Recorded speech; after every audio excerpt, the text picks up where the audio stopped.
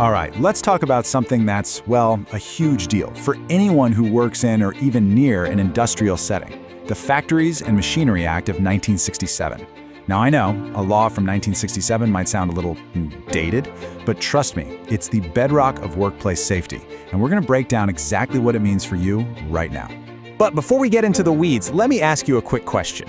What do you think are the two most important safety rules that you've probably never actually sat down and read? Seriously, think about it. We all see the warning signs, the bright yellow tape, but what about the actual legal duties behind all of that? Well, that's what we're tackling today, and the answer might just change how you look at your job tomorrow. So, here's our game plan. First, we'll touch on the hidden dangers in any factory. Then, we'll introduce the law that acts as your safety shield.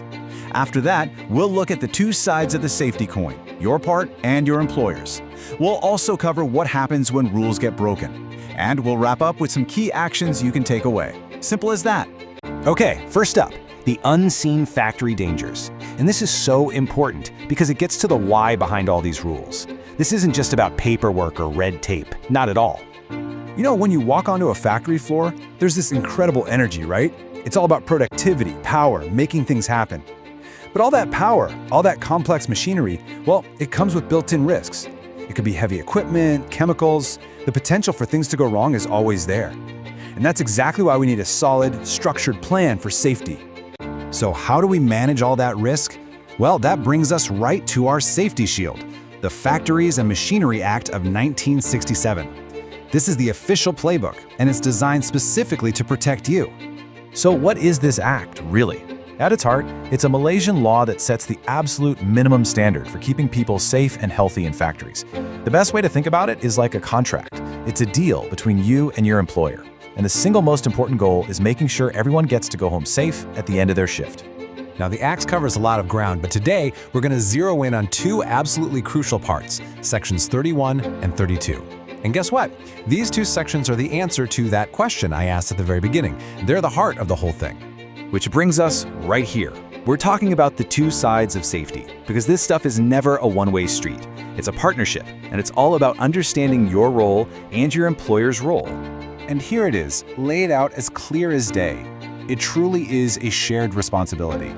On one side, you've got your duties as an employee spelled out in Section 31. And on the other, you've got your employer's responsibilities, which are in Section 32.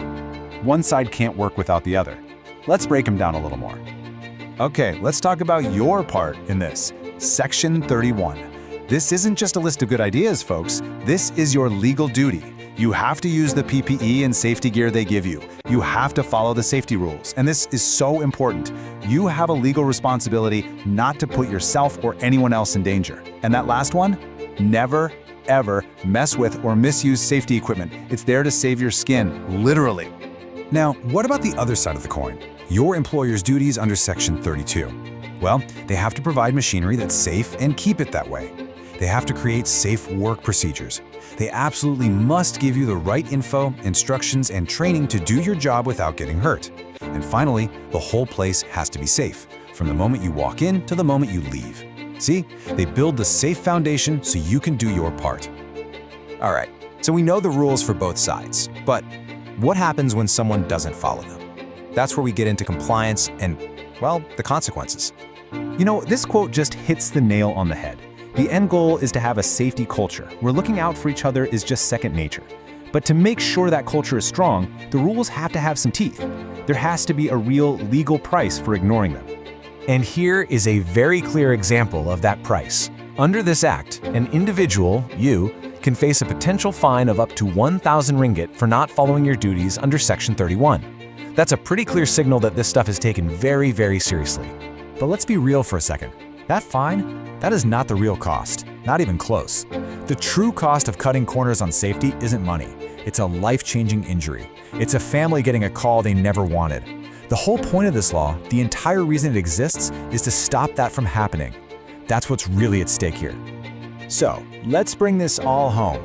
Let's focus on what you can actually do with this information.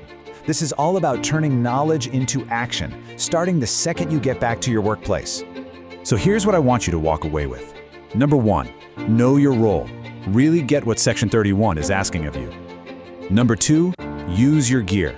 every single time. 3, and this is a big one, if you see something, say something. Speak up. Don't ever mess with safety devices.